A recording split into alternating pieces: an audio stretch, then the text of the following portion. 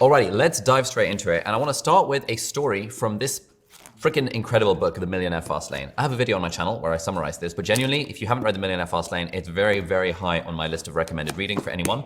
It's just sick. Like 45 chapters, all of which are like somewhere between 5 and 10 pages long. And he just like condenses so much like business insight into a single book that, yeah, I think basically every creatorpreneur should read The Millionaire Fast Lane. Anyway, here is a story that he talks about in The Millionaire Fast Lane. And it's a story of these two builders in ancient Egypt. And the pharaoh wants to commission a pyramid, or rather 2 pyramids be built. And he says he will give a lifetime of riches to whichever of these 2 people, these 2 brothers, can build the pyramid the fastest. And those 2 brothers are called Azur and Chuma. And what the first brother does, what Azur does, is that he immediately starts like getting loads of boulders and stuff to like lay the foundation of the pyramid. And it takes him a whole year to build the foundation of the pyramid.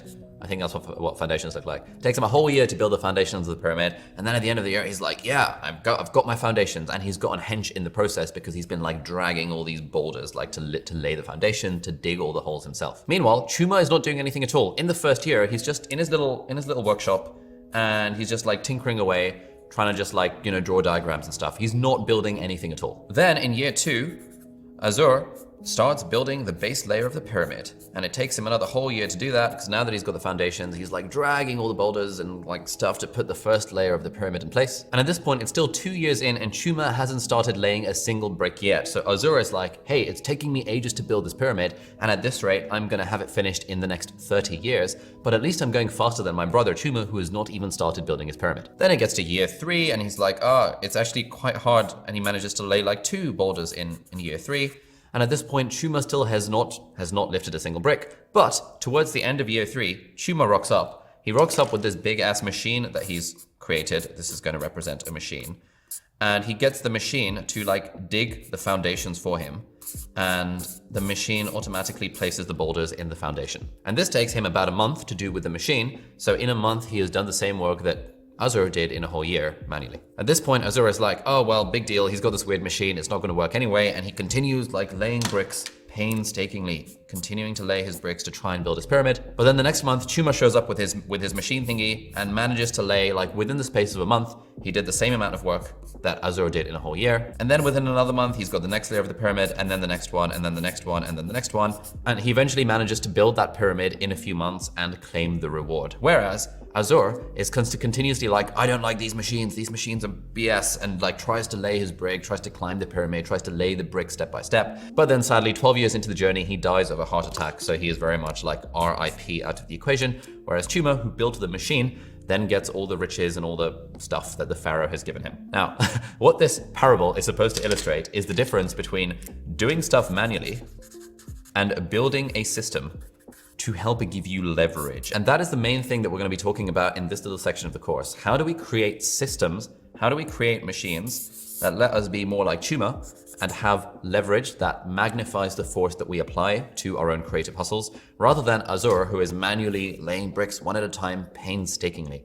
And there's like a whole kind of before and after sort of transformation that I had in my life when I discovered the principle of systems thinking, when I discovered the idea of leverage being applied to creative situations like this.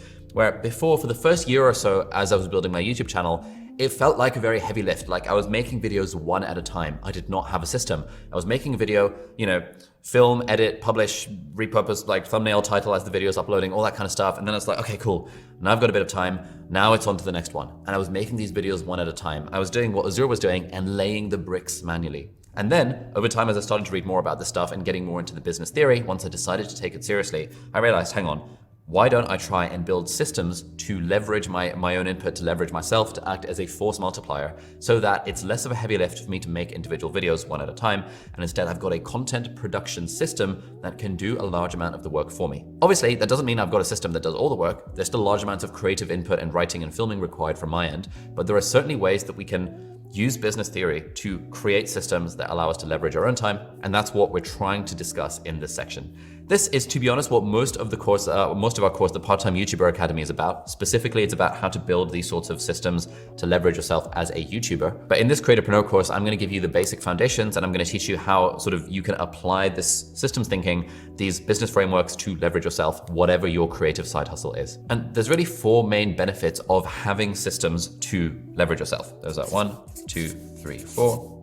The first one is that it shortens lead time. And so if you've got some kind of system for idea capture and idea generation, it reduces the amount of time between having an idea and creating that idea. Secondly, having some kind of system increases your throughput. For example, if you've got a sort of structure or a template, or you've got a system for how you create your content, for us it's YouTube videos and tweet threads and podcasts. Once you've got a system for it, it actually makes it easier, so you can make the same amount of content in less time once you have a system and you have to think about it less. Thirdly, having a system gives you synergy. It's a word that business people love to use, the word synergy. But what it means from a creative context is that, like, if we have a system for each different aspect of our content production pipeline, we can see the synergies, the ways that the different bits of the system interact, and we can see how efficiencies or inefficiencies in one aspect of the system actually affect other downstream aspects of a system. And unless we start thinking in terms of systems and think more like businesses about our content production as a sort of pipeline, as an engine, it's very hard to notice those synergies and see them happening just when it's in our minds. And finally, having some kind of system for the stuff that we're doing, having processes that we follow,